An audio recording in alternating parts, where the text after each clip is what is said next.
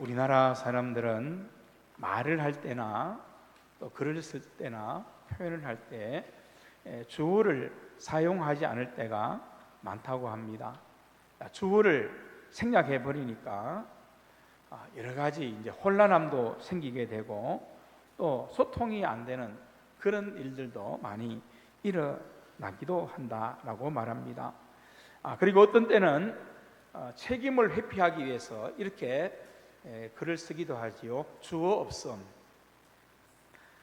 그런 글을 쓰기도 합니다. 그래서 주어를 정확하게 찾는 것이 참 중요하다 그렇게 이야기합니다. 주어가 명확해지면 동사가 드러나고, 문법 시간은 아닙니다. 동사가 드러나면 목적어가 보이게 됩니다. 주어가 분명해야 우리의 삶의 목적도 우리의 삶의 방향도 더욱 선명하고 분명해진다는 그런 이야기가 되는 것이지 않겠습니까?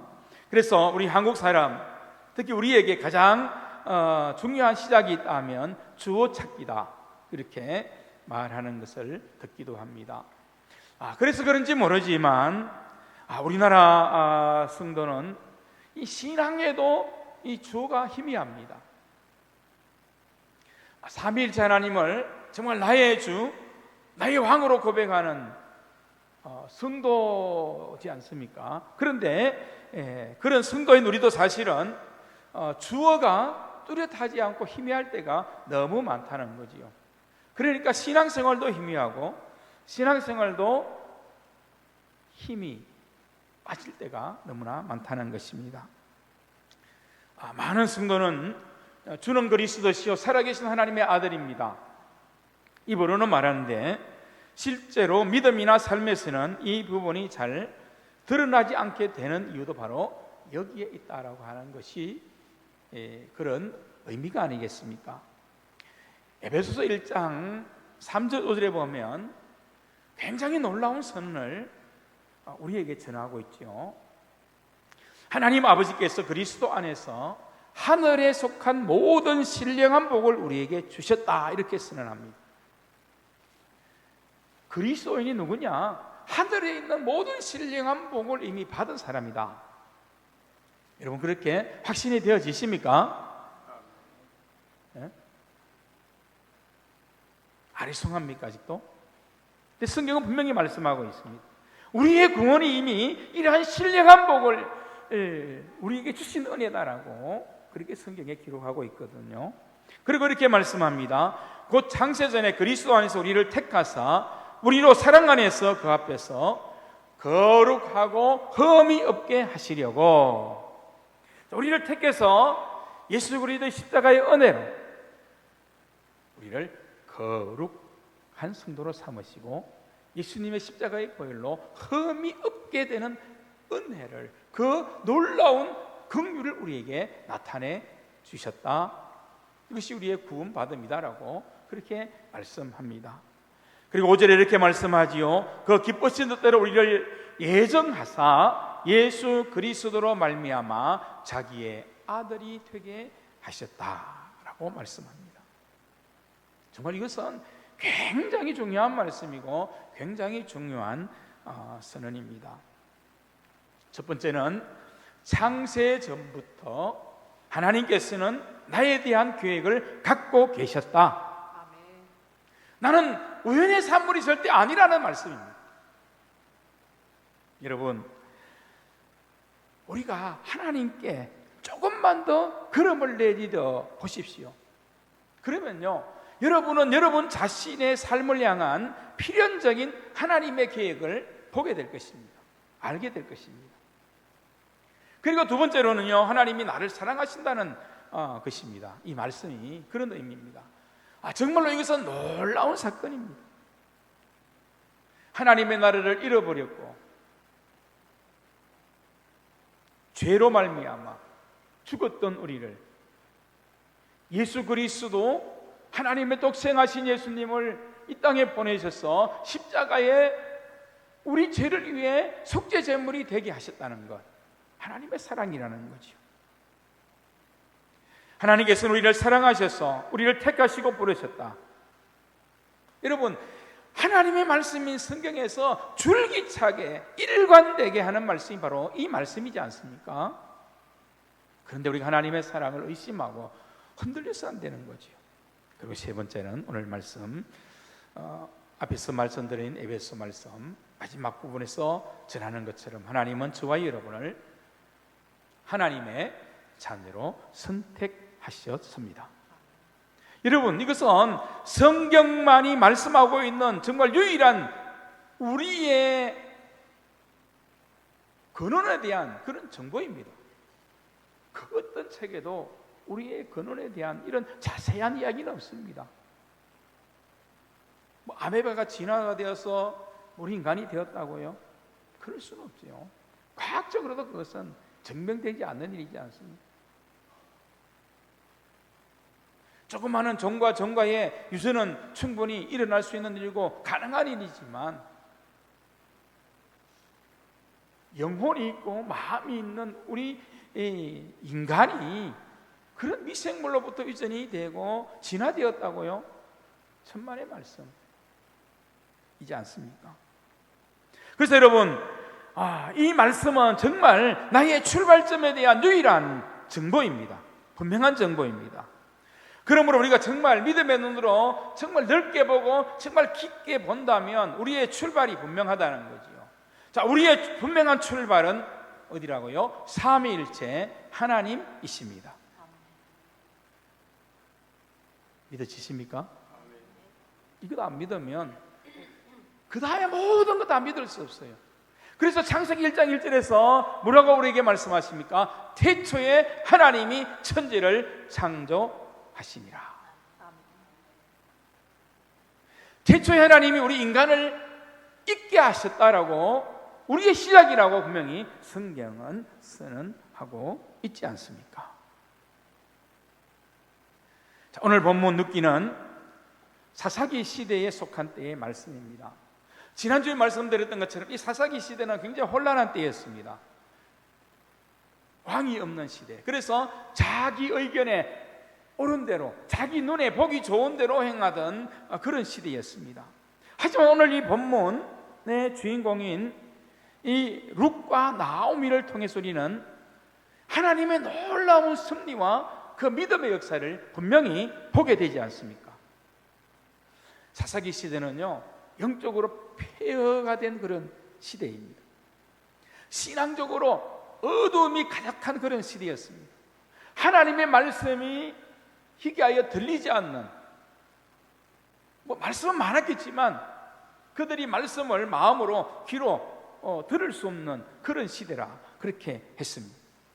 근데 여러분, 그런 시대에도 하나님의 부흥은 있다는 거죠. 하나님의 역사는 있다는 것입니다. 주가 일하시네, 하나님은 여전히 일하고 계신 하나님이 있다는 것을 우리는 분명히 고백할 수 있다는 것입니다. 자, 룻기는 어떻게 이렇게 놀라운 하나님의 부흥이 일어났는가를 보여주는 그런 언약의 말씀입니다. 자, 우리가 이 룻기의 내용 전반적인 것을 많은 사람이 알고 있습니다.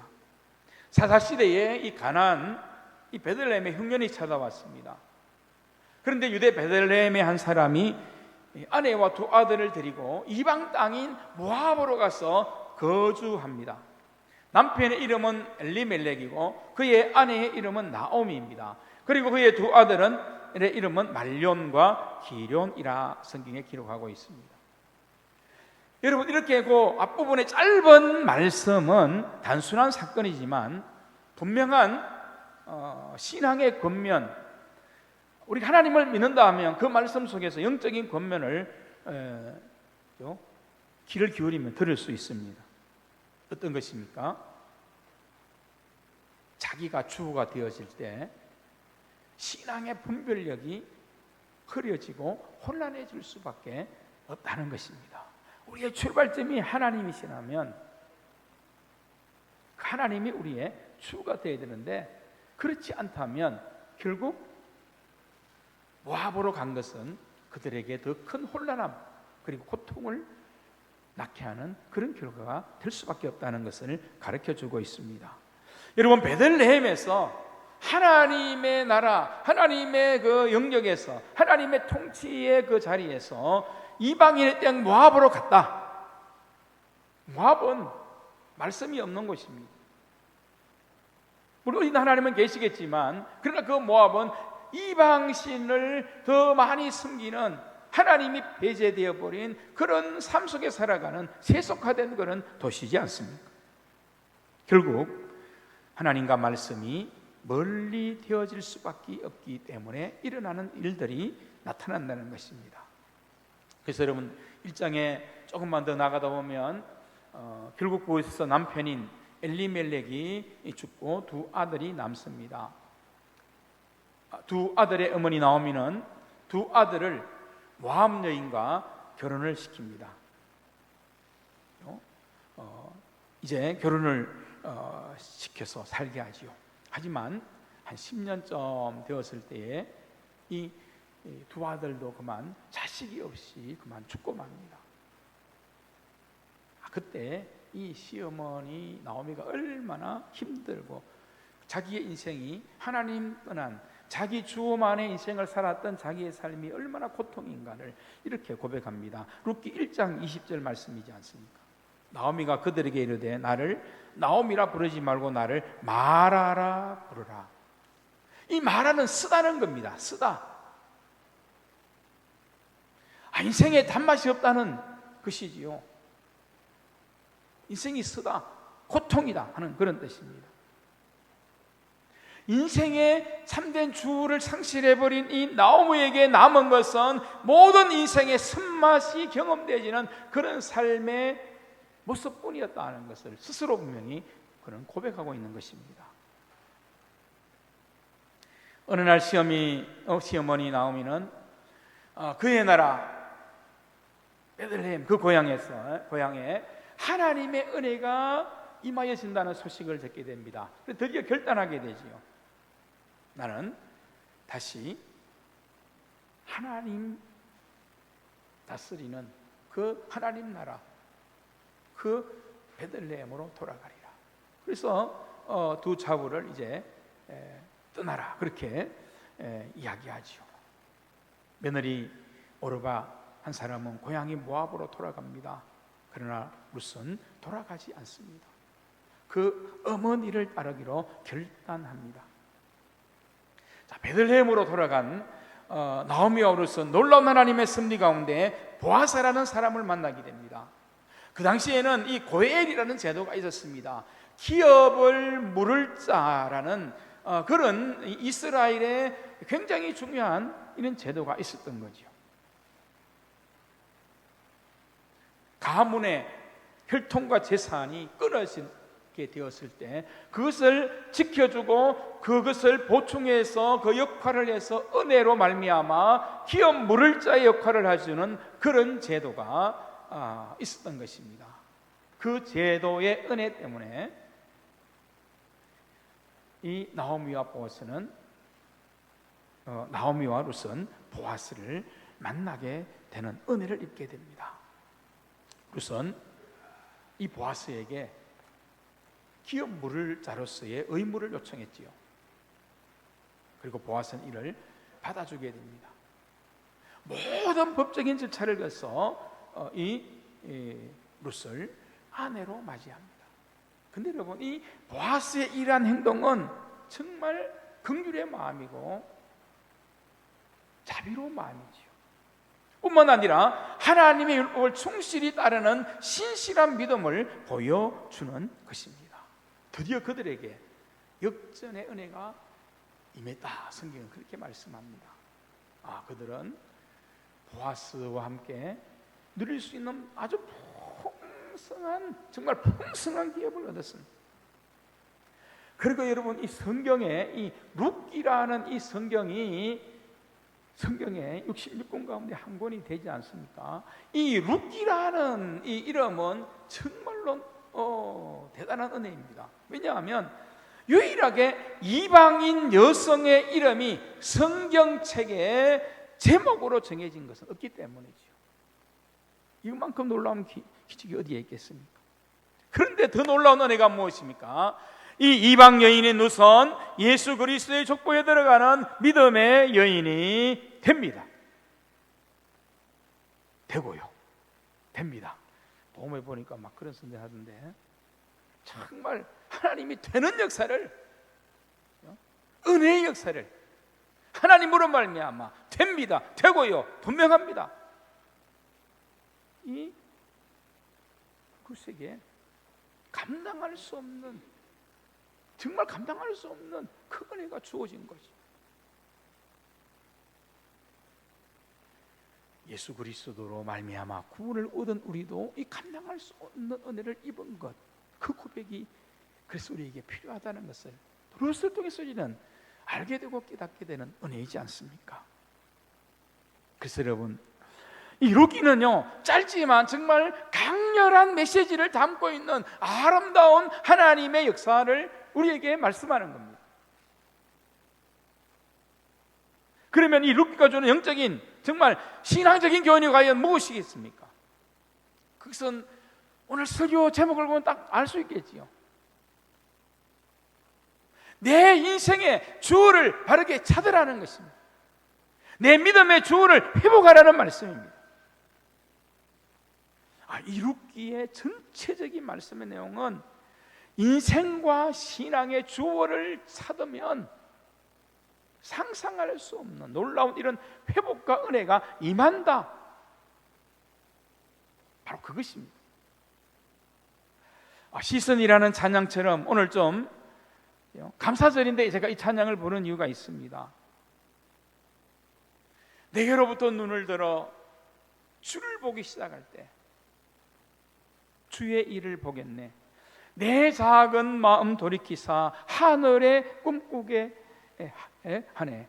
주님을 볼 때 모든 시선을 주님께 드리고, 자, 지금 오늘 보면은 이 나오미와 이 룻이 가진 믿음이 이 믿음 아닙니까? 모든 시선을 하나님께 두고 모든 시선을 하나님께 집중하고 인생의 주가 하나님께 집중되어지는 그런 삶을 분명히 나타내는 그러한 역사를 우리는 볼 수 있지 않습니까? 그럴 때 살아계신 하나님을 느끼게 되고 내 삶은 주의 역사가 되고 주의 나라가 되고 하나님이 일하기 시작하네. 아멘. 여러분, 주어란 모든 단어의 으뜸이 됩니다. 뒤에 아무리 많은 단어가 동원돼도 그것은 모두 주어를 위한 것입니다. 여러분, 우리의 구원이 하나님께 주어를 분명히 해야 되는 이유가 바로 그런 이유지 않습니까? 그래서 여러분, 신앙의 참된 모습, 참된 신앙의 바른 진행 과정이 무엇인지 아십니까? 나를 주어로 삼는 삶으로부터 하나님을 주어로 삼는 삶으로 중단 없이 옮겨지는 것입니다. 끝까지, 마지막까지 그렇게 사는 것입니다. 여러분, 그러한 믿음의 사람만이 자기의 중심에서 벗어나 하나님께서 말씀하시는 은혜의 중심의 분명한 삶을 살아갈 수 있다는 거죠. 자기 말이 아니라 진리이신 하나님의 말씀만을 절대적인 기준으로 삼는 분명한 진리의 길을 걸어갈 수 있는 능력을 소유하는 그리스도인이 될 수 있다는 그 말씀인 것입니다. 삼위일체 하나님께서는 예레미야 선지자를 통해서 이렇게 말씀하셨습니다. 예레미야서 2장 19절 말씀인데요, 내 여호와를, 내 하나님 여호와를 버림과 내 속에 나를 경외함이 없는 것이 악이요 고통인 줄 알라. 주 만군의 여호와의 말씀이니라. 이렇게 전하고 있습니다. 여호와 하나님을 경외하지 않는 것이, 그것이 악일 뿐만 아니라 뭐라고요? 고통이라 그렇게 말씀하고 있습니다. 우리가 여호와 하나님을 경외하지 않는다는 것은 곧 나 자신을 내 인생의 주로 삼는 것이지 않습니까? 그 같은 삶은 하나님께서 보실 때 악일 수밖에 없다는 거죠. 이거 분명히 여러분 기억하셔야 됩니다. 하나님께서 분명히 하나님을 두려워하고 높이지 않는 삶, 하나님을 존중히 여기지 않는 삶은 악이라고 그렇게 분명히 말씀하고 있어요. 분명히 기가 있어야 됩니다.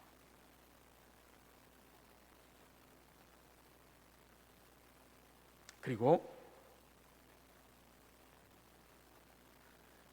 고통이다라고 그렇게 성경은 말씀하고 있습니다. 자, 우리는 그런 한 사람을 알고 있습니다. 바로 믿음의 조상인 야곱이죠.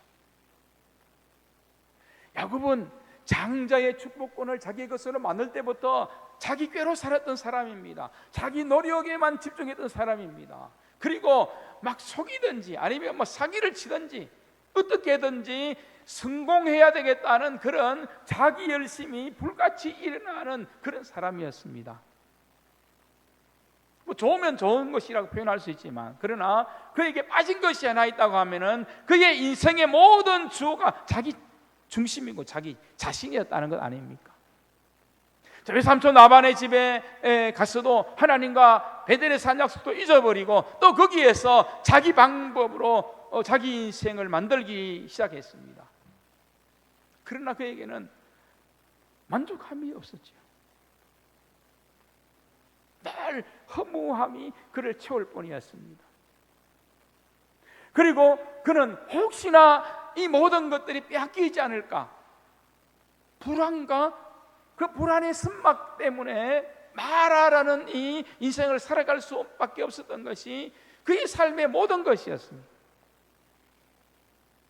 그리고 이 삼촌 라반의 집에서 벗어나서 고통이 없어지는가 했지만은, 그러나 형 에스가 그를 보기 위해서 달려오고 있다는 소식을 들으면서 이제는 완전한 인생의 쓴막 가운데 빠지게 됩니다.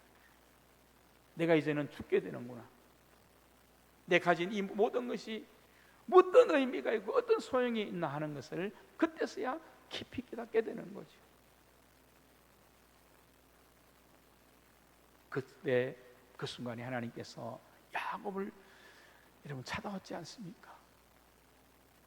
그 사건은 하나님께서 정말로 야곱에게 은혜로 개입해 주신 그런 사건입니다. 여러분, 우리가 인생이 지치고 힘들 때, 쓴맛만이 느껴진다고 그렇게 살아가는 삶을 살 때, 그리고 고통이 느껴지는 그런 때,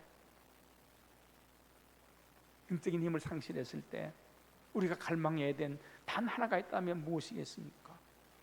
하나님, 내 삶에 개입하여 주시옵소서. 그 기도를 드리는 것.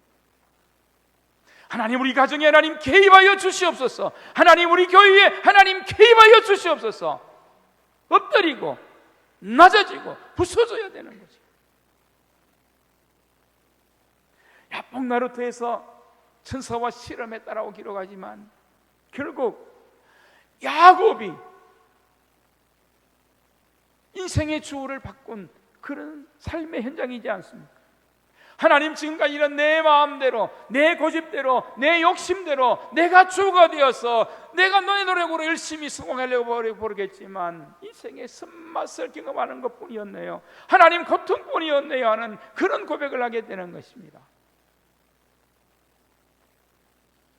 야곱이 하나님께 항복했습니다. 하나님께 항복하는 순간이 우리에게는 은혜의 시점입니다. 하나님께서 우리의 인생의 주요로 바뀌는 놀라운 믿음의 역사가 일어나는 믿음의 현장이 되는 것입니다. 내 삶이 하나님의 나라가 되고 하나님의 역사가 되는 비결이 바로 거기에 있다는 것을 우리는 분명히 아셔야 됩니다. 여전히 야복나루터에서 하나님을 만나지 못한 야곱 같은 그런 인생을 살고 있다면 오늘 여러분에게는 강력하게 하나님 앞에 은혜를 구하십시오. 하나님, 내 인생에 개입하여 주시옵소서라고. 야곱이 완전히 항복했죠. 항복.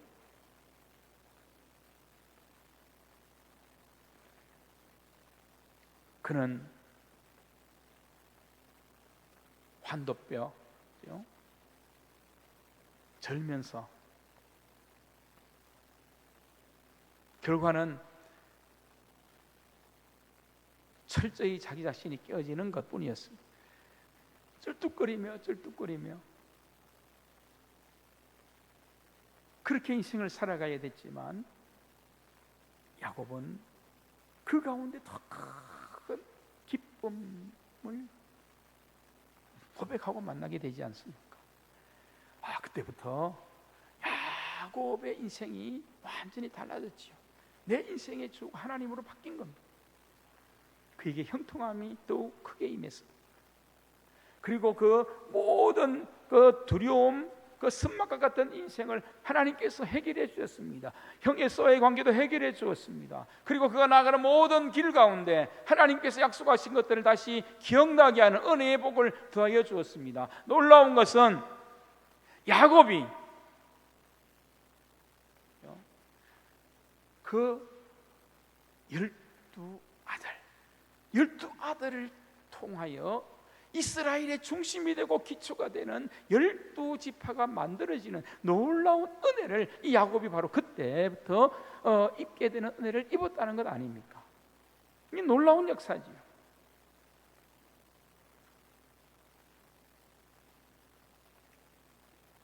하나님의 큰 은혜이고 영적인 부흥이라고 말할 수 있습니다.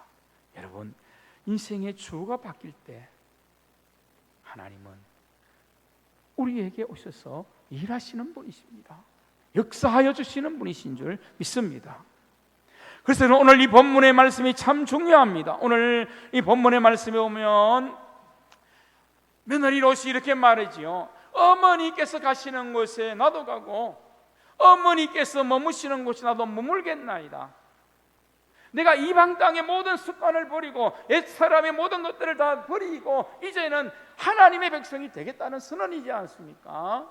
하나님의 나라를 내가 어머니에게서 들은 말씀을 통해서 들은 그 하나님의 나라를 내가 살겠습니다. 그 명령을 따르기 원합니다는 그런 분명한 결단입니다. 그래서 롯은 분명히 고백하지요. 어머니의 백성이 나의 백성이 되고 어머니의 하나님이 나의 하나님이 되시리니.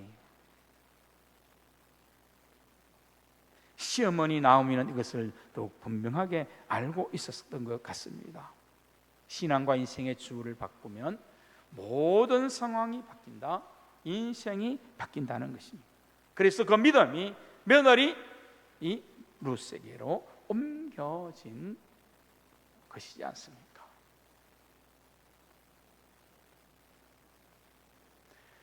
어머니의 하나님이 나의 하나님이십니다. 이방 여인이었던 이 룻에게는 정말 대단한 고백이죠. 인생의 모든 180도의 전환점을 고백하는 것 아닙니까? 내 인생 이제부터 하나님께 맡기겠습니다. 하나님을 신뢰하겠습니다. 나도 언약의 그 말씀을 붙들고 언약의 그 말씀 안에서 내가 사는 복된 그런 민족, 복된 그런 하나님의 백성의 삶을 내가 살기 원합니다라는 그런 결단이고 고백이고 삶이지 않습니까? 이 룻의 하나님이 저와 여러분의 하나님 되시기를 주님의 이름으로 축복합니다. 여러분도 고백하셔야 돼요. 나오미의 하나님, 룻이 그렇게 고백한 그 하나님이 오늘 나의 하나님이신 줄 내가 믿습니다 라고 고백해야 되는 것이지 않습니까?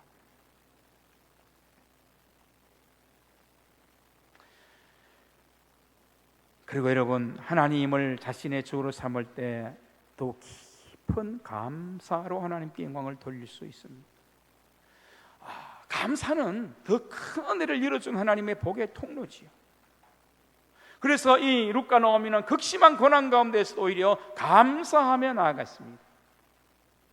자신이 바라고 자신이 원하는 것들은 다 무너졌습니다. 자신이 가고자 하는 그 길에서 그들은 완전히 벗어난 정말 선 것을 경험해야 되는 그런 인생이 되고 말았습니다. 그러나 나오미는 그 가운데 하나님을 보게 되지요. 그 역경 가운데서 하나님을 찬송하며 나아가는 믿음을 더욱 온전히 가게 됩니다. 비록 내 인생이 말하다 선긋과 같은 그런 인생이다, 고통이다라고 했지만 그 다음의 말씀들을 보면 이 나오미와 룻은 기쁨과 감사로 나아가는 것을 볼 수 있습니다. 전혀 흔들림이 없는 그런 믿음을 보게 됩니다.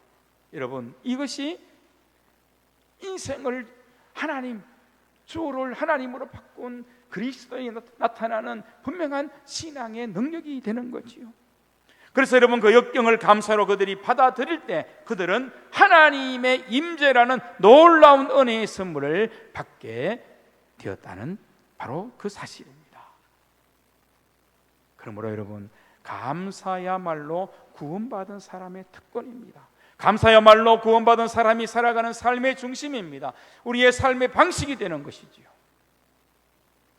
로마서 1장 21절입니다. 하나님을 알 때 하나님을 영화롭게도 아니하며 감사하지도 아니하고 오히려 그 생각이 허망해지며 미련한 마음이 어두워졌나니, 그렇게 말씀합니다. 여러분 보십시오. 주가 자신인 사람, 그 타락한 영혼의 특징 중에 하나가 감사하지 않는다는 것입니다. 그래서 하나님을 영화롭게 할 수 없다는 것이지 않습니까? 하나님을 경외할 수 없다는 것이지 않습니까? 거기에는 혼란한 뿐이고 고통뿐인 것이요. 오늘 우리가 살아가는 이 시대를 여러분 한번 둘러보십시오. 세상 사람들이 말하는 인생의 주로 삼고 있는 많은 것들이 부족함이 없는 그런 시대를 살아가고 있습니다. 과학은 또 얼마나 발달했습니까? 우리가 살아가는 문화는 얼마나 좋습니까? 그런데 자살률은 얼마나 더 많이 높아지고 있습니다. 우울증에 걸리는 사람은 더 많아지고 새로운 약들이 더 많이 나오고 있습니다.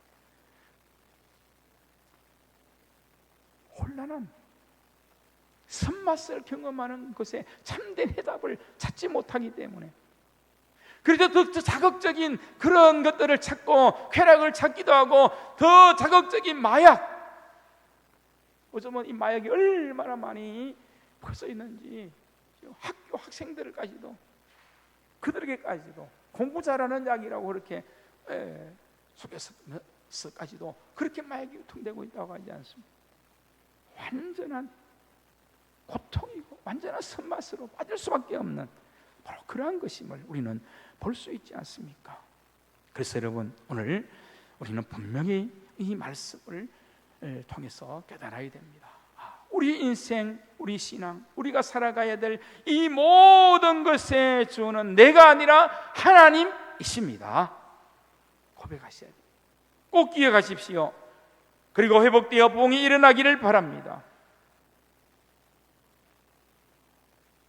성경의 모든 말씀이 여기에 집중되어 있습니다. 우리를 구속하신 하나님의 은혜, 또 구속하신 그 복된 은혜가 계속 이어질 수 있는 방법이기도 하고요. 그래서 하나님께서 우리에게 명령하는 명령은 바로 이것입니다. 우리의 인생과 신앙의 주를 하나님으로 바꾸라. 하나님의 명령입니다. 그리고 여러분, 이것이 우리의 구원의 확신이지 않습니까? 하나님의 사랑과 예수님의 보배로운 것 비를 믿는다면 우리는 내 인생의 주는 이제 내가 아니라 하나님이십니다. 이것이 여러분 우리의 믿음의 확신, 구원의 확신이 되는 것이지 않습니까? 이 구원의 확신이 흔들리지 않게 되기를 주님의 이름으로 축복합니다. 이것이 하나님의 나라를 의 삶을 사는 은혜이며 참된 능력인 줄로 믿습니다. 기도하겠습니다.